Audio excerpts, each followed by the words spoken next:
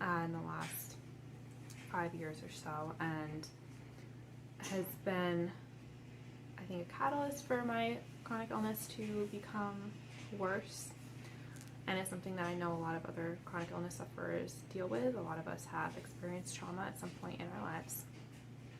And so I wanted to share a little bit about my experience with it and how I've dealt with it and how I've really seen growth over the last year.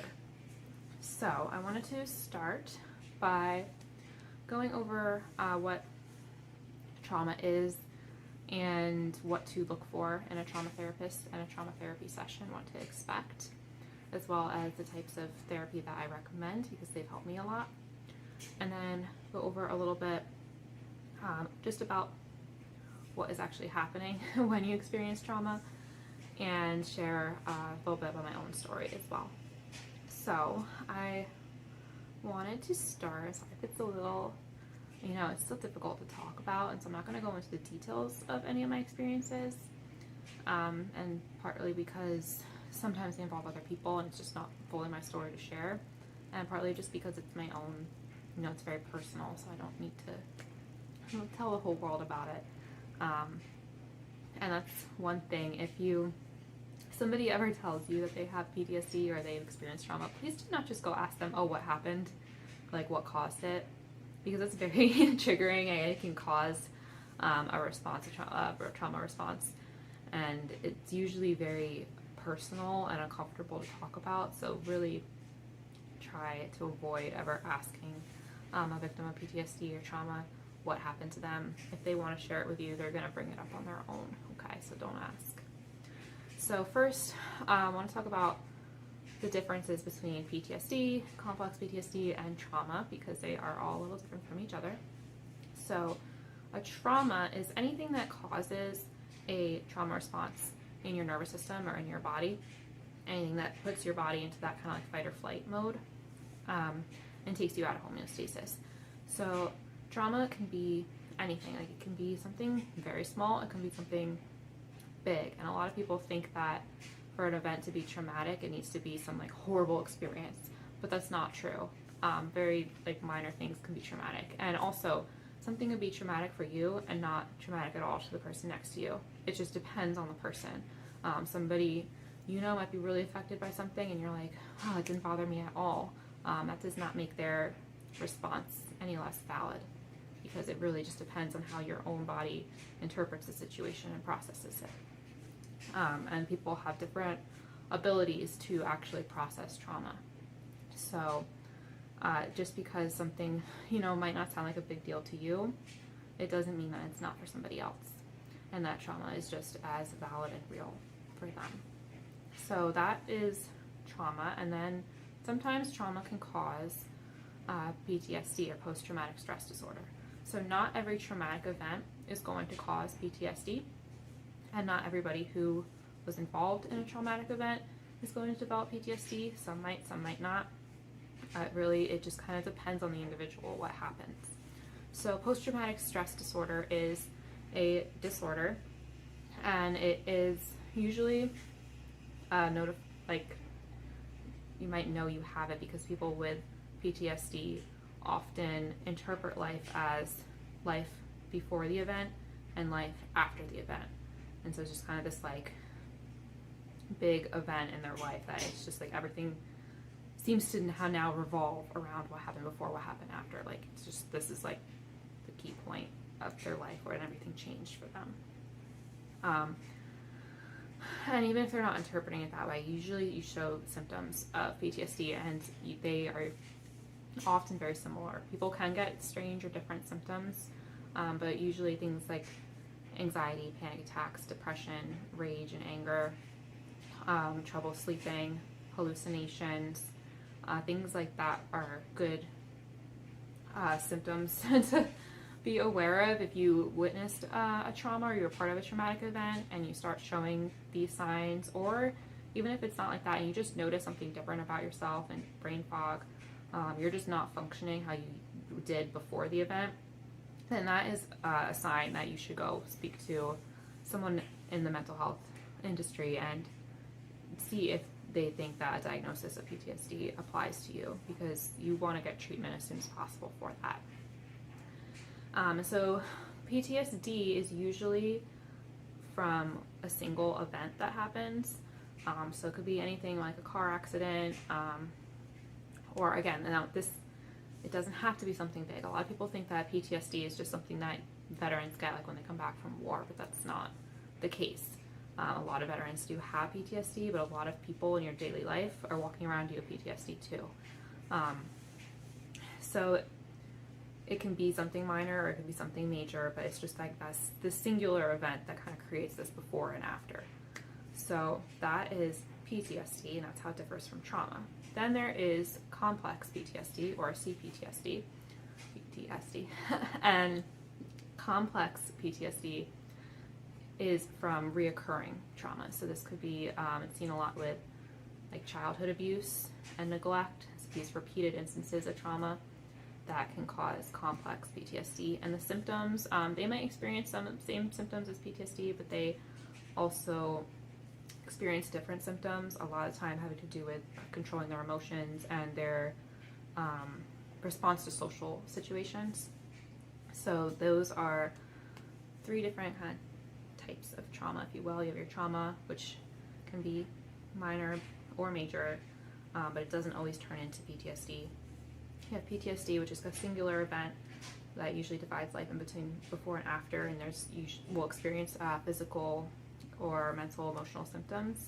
And then complex PTSD, which is from repeated traumas that can cause similar symptoms to PTSD, but it can also cause additional ones.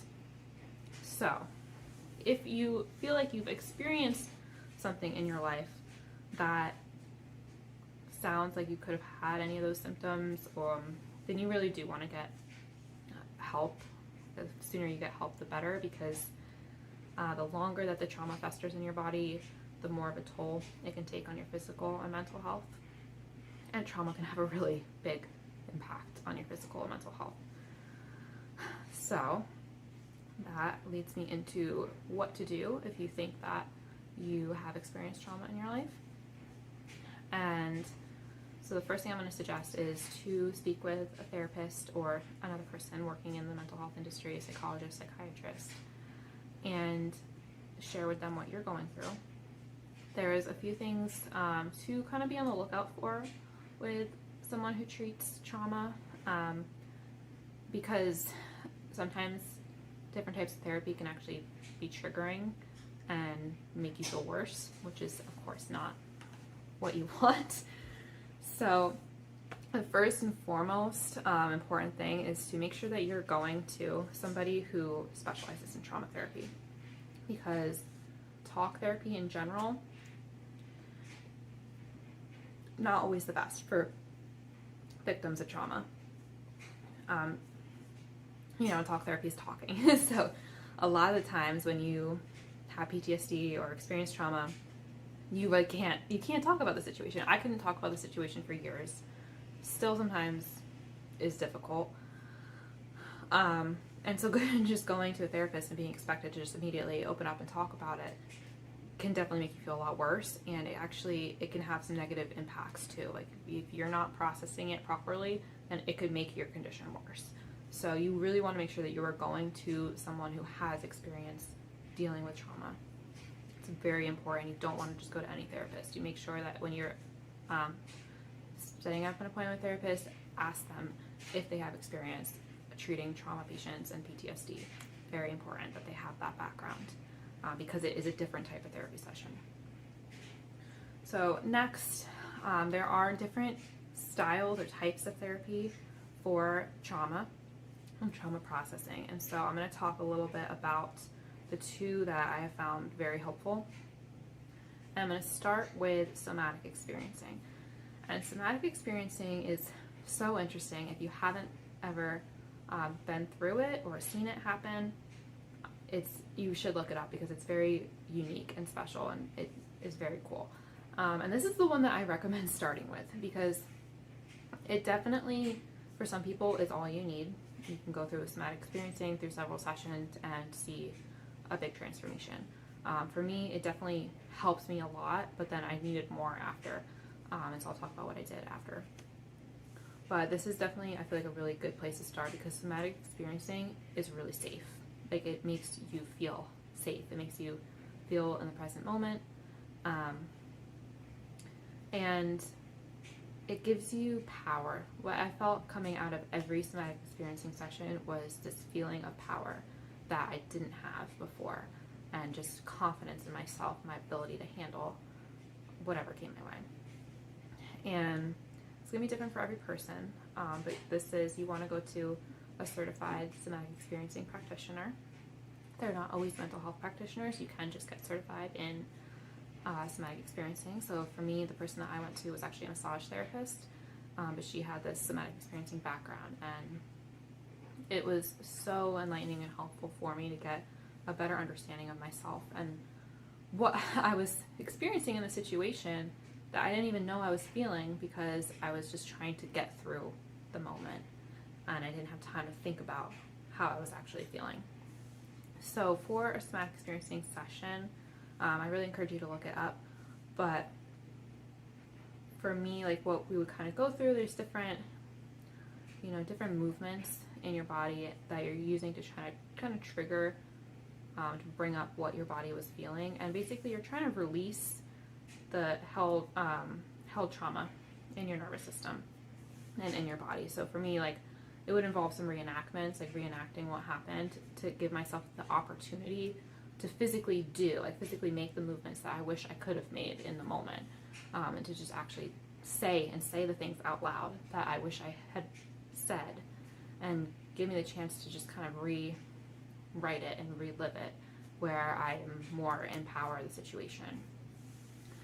And then, different things, there's different like processes, different eye movements, and different things that are used to kind of trigger, like basically with somatic experiencing, you're trying to bring up that trauma, like you're trying to bring up that moment, and then you're immediately calming the system back down, and you're doing these certain practices to help immediately just calm your body and calm your nervous system. So that is one reason why it's a very safe form of therapy, because instead of like talk therapy where you're just bringing the trauma up and then that's it, like you're just bringing it up and then, okay, well, now it's here, what do I do? With this, these practitioners know how to bring it up and then calm you back down, and it's very quick. Like you'll bring it up and then boom, back down, and you're just giving the body a chance to recover, giving your body a chance to release it, and this can be so incredibly helpful. So for me, I did probably about 6 sessions of somatic experiencing, 6 to 9 sessions over a couple months. Yeah, I can't remember exactly how many. I think it was 2 or 3 sets of 3 sessions. And it got me to a place where I was, feeling more in control, feeling more positive about actually getting a handle on my PTSD, and being able to just calm my anxiety attacks down quicker. Like when I was triggered, I'd be able to bring them back down faster using some of the techniques that I learned in somatic experiencing. But I was still experiencing symptoms and wasn't 100% where I wanted to be. So I decided to try a different type of therapy.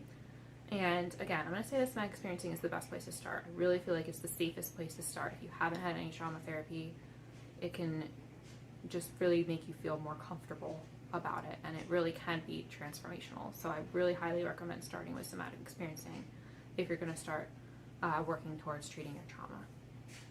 And then I highly, highly, highly recommend EMDR.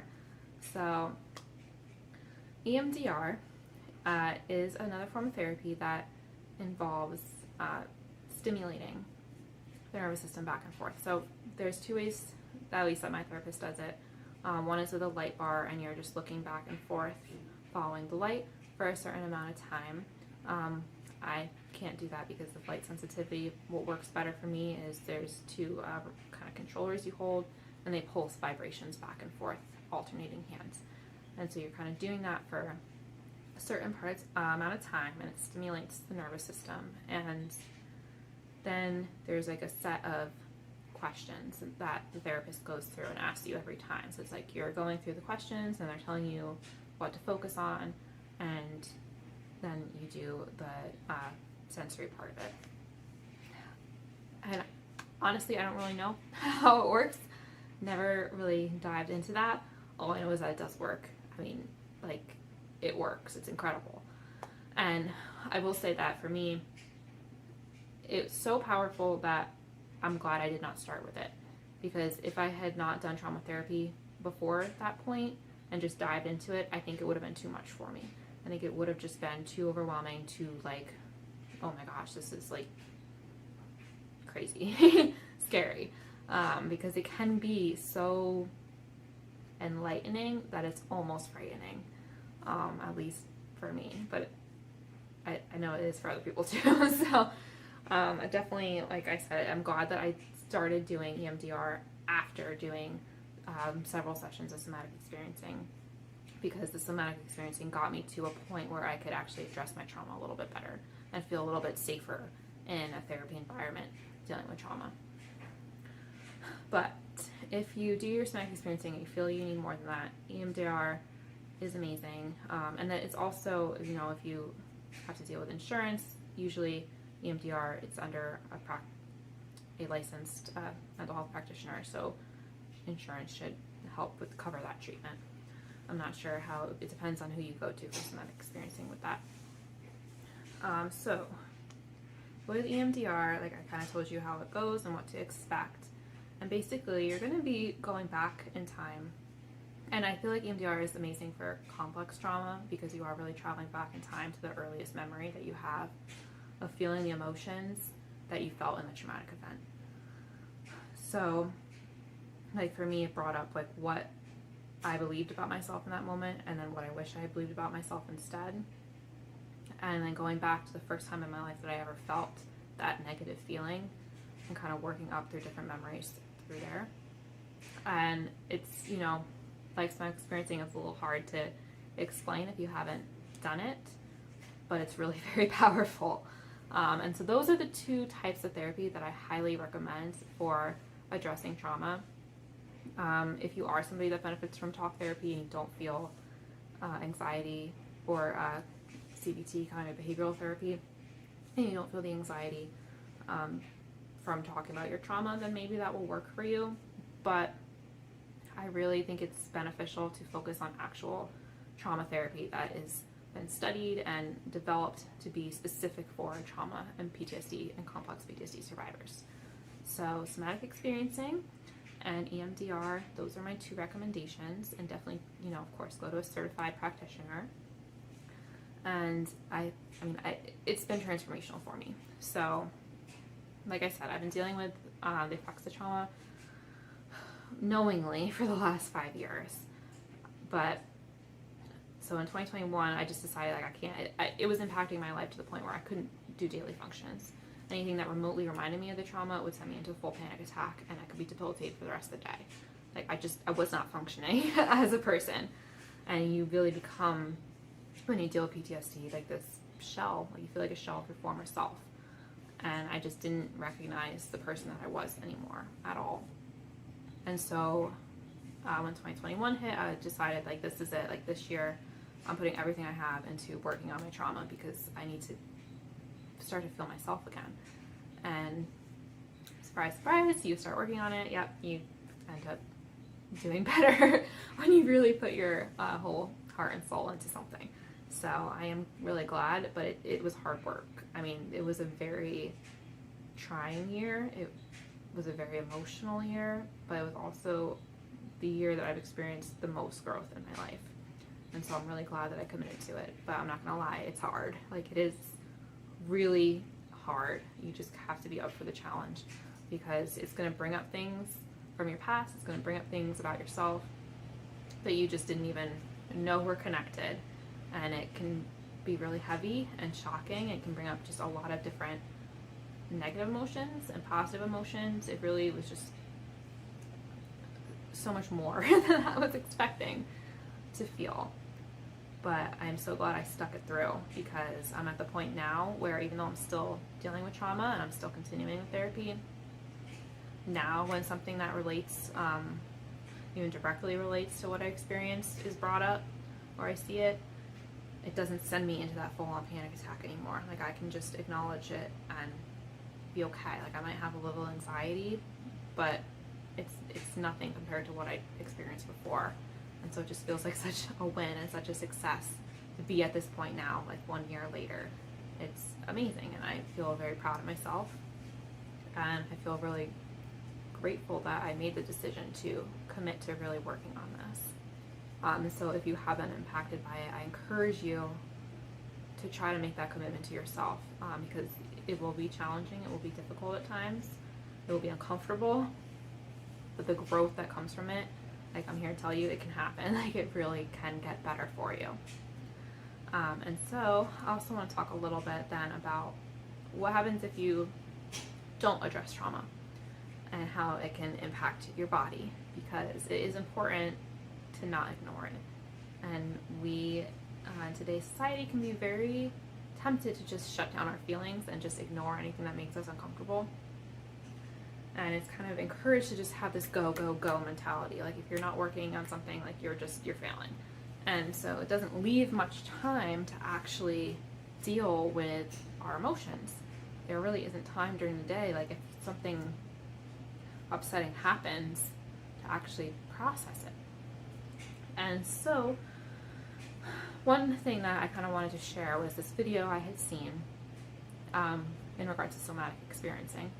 And you can find this online. I think it's on the Somatic Experiencing, like, main website. And it's a video of this polar bear. And these scientists are studying this polar bear, and I believe that they're going to put a tracker in it so that they can track it. And so when they get there, they need to use a tranquilizer on a polar bear so that they can put the tracker in or do whatever it is that they need to do. And of course, you know, this polar bear doesn't have experience with humans, and it's just like a very stressful event for the animal. They don't know what's going on. It's scary. Suddenly they're tranquilized. They can't move. It's very stressful. It's a traumatic experience for that animal. And so then, after the scientists are done doing what they're doing, you watch as the tranquilizer wears off, and you see the polar bear starts shaking uncontrollably, shaking so violently. You almost feel like something's wrong because of just how violently this bear is shaking. And then, you know, a minute or less passes, and the shaking stops. The bear gets up, see it look around, and it walks off and continues its day.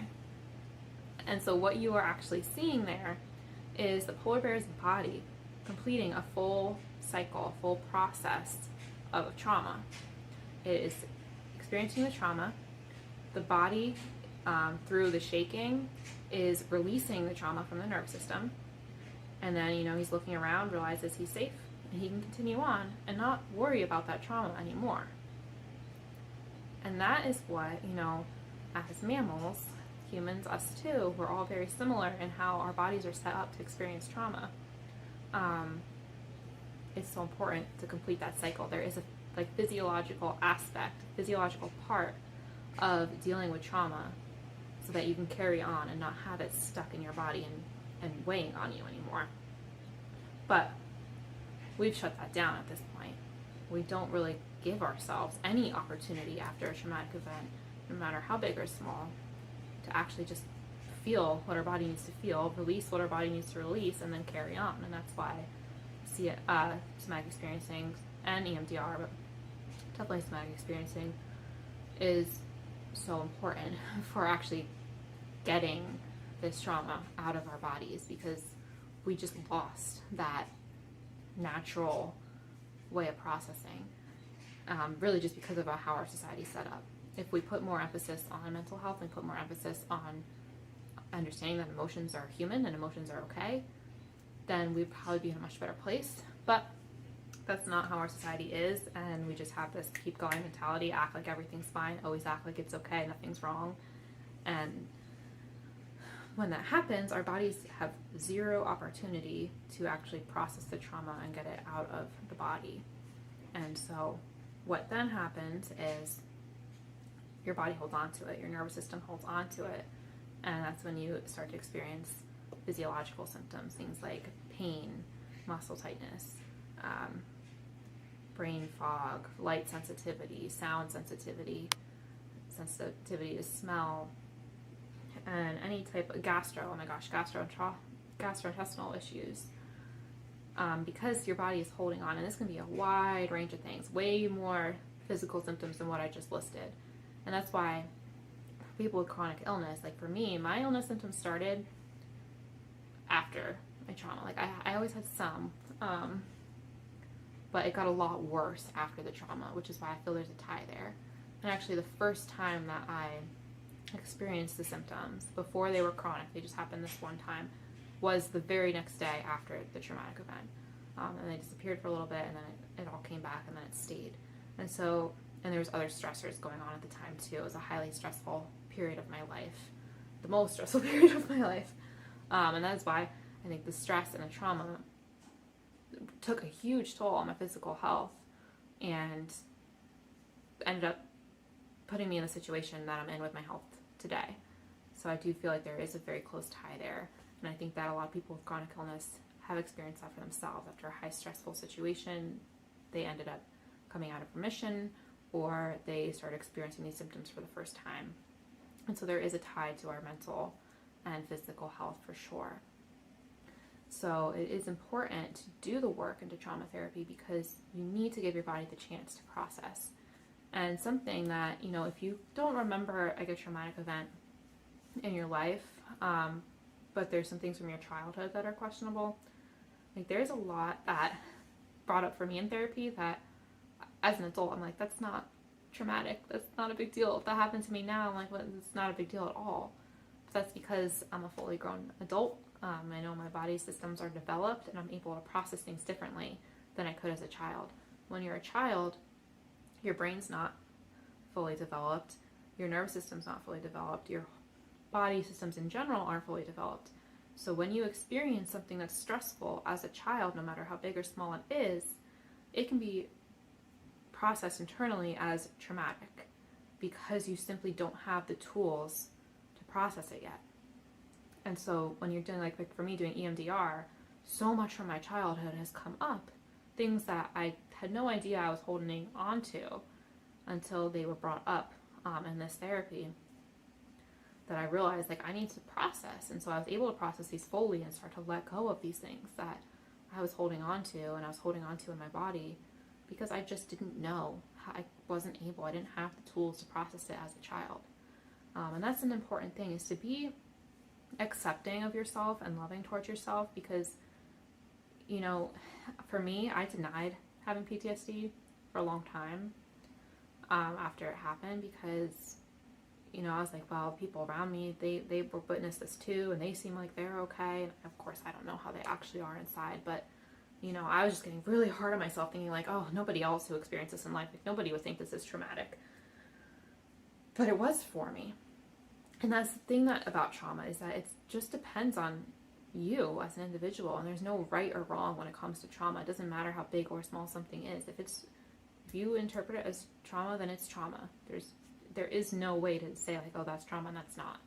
If it causes that stress response in you, it's trauma.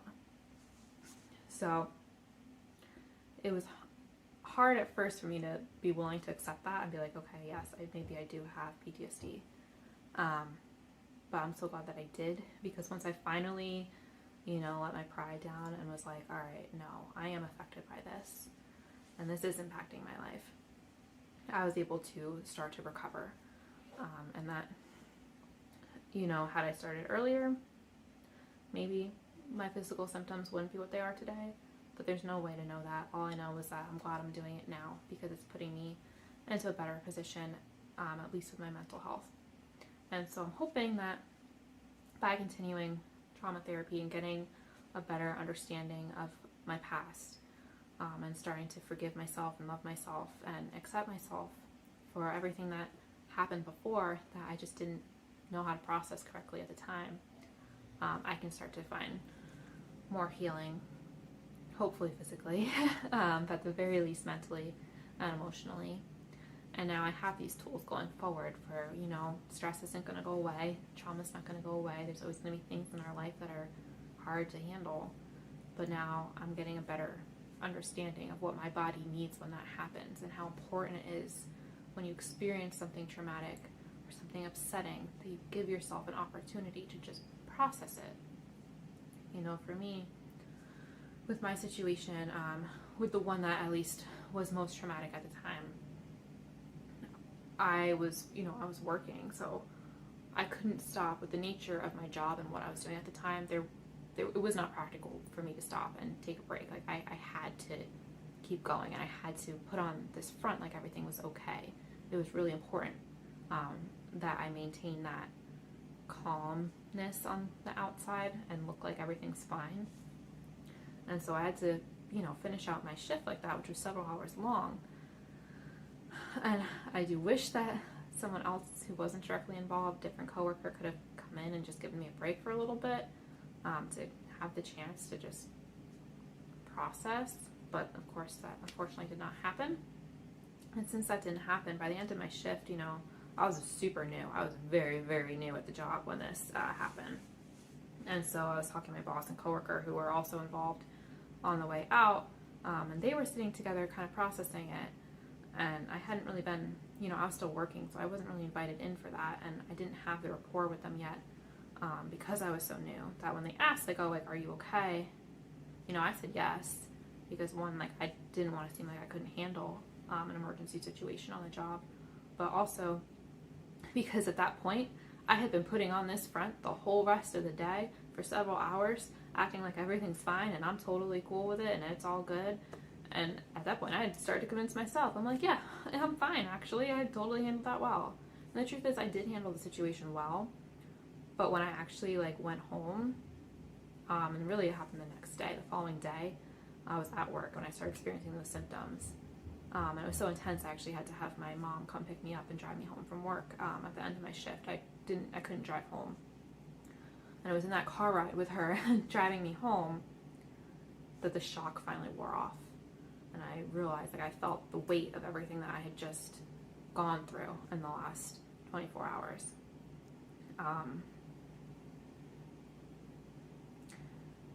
And yeah, it was heavy. It was a lot to suddenly feel that. And I never recovered after that. Once that shock wore off, that was it. That was the moment where I just felt like I wasn't fully myself anymore. And it's taken a long time to start to see that person again. But I am starting to see that person again with the work that I've done. And I just want to share a little bit about that. And please, reach out to me if you have any questions, because trauma is so important and it takes a bigger precedence in our life than we actually realize or give credit to. And I want people to start being aware of that and aware of how these little things that might not seem traumatic to them now, but happened to them in the past, that they might need to actually revisit those things, because those situations might still be taking a toll on them, and because they haven't fully released them yet from their bodies without even knowing it. So, I think everyone can benefit from EMDR specifically. I really do. But at the very least, if you feel like trauma has impacted your life, I highly encourage you to start therapy, trauma therapy specifically. Definitely feel free to reach out to me with any questions. I'm so happy to share more. And I'll probably do more talking about trauma in the future, because it's just a topic that's really important to me, and I think that it is really closely tied to chronic illness. One thing, I'm still working at it, so I'm still doing EMDR, and then I just got this Growing Beyond Survival workbook, trauma workbook, 2nd edition. That's what it looks like. I just got off of Amazon, so I haven't started it yet, but it just has different tools and exercises to kind of help you with your trauma. So if and I'll see how I like it, and then I'll share more about it if it's something that I like and find helpful. But some things, if therapy isn't accessible to you at this time, this might be something that you can try. And then I also really recommend using meditations and sound therapy that you can find just on YouTube for free. I have found that some kind of hypnosis meditations and just trauma-focused meditations on YouTube have been helpful for me too. So those are some free or cheap things that you could do to get started if paying for therapy is difficult at this time. All right, so I hope that was helpful. Again, please reach out if you have any questions, and I'll definitely share more about this in the future, but I just wanted to give kind of an introduction to trauma and trauma therapy and a little bit about my background with it, to see if, hopefully it can help somebody and encourage you if you are kind of on the fence, not sure if this is something you think you need to try out or you're nervous about, and hopefully encourage you to really take that step for yourself, because it can be a wonderful experience and really transformative. All right, thank you so much for listening, and I hope you all just have a wonderful day, and I will see you again soon.